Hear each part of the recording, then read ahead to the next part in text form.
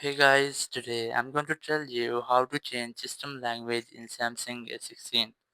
If you are using A16 and now you want to change your system language, so let's see how can you do this.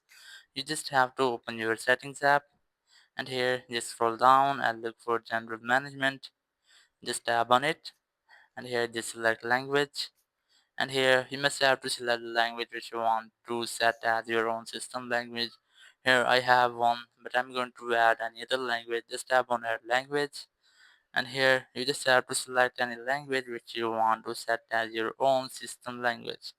There are a lot of languages, you can easily select which one you want, and I'm going to select this one from here. Just tap on it and then it will be set.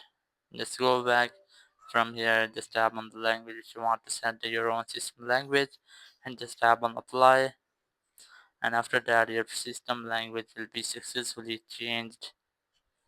So in this way you can easily change your system language in A16. Thank you very much for watching the video. Until next video, bye bye.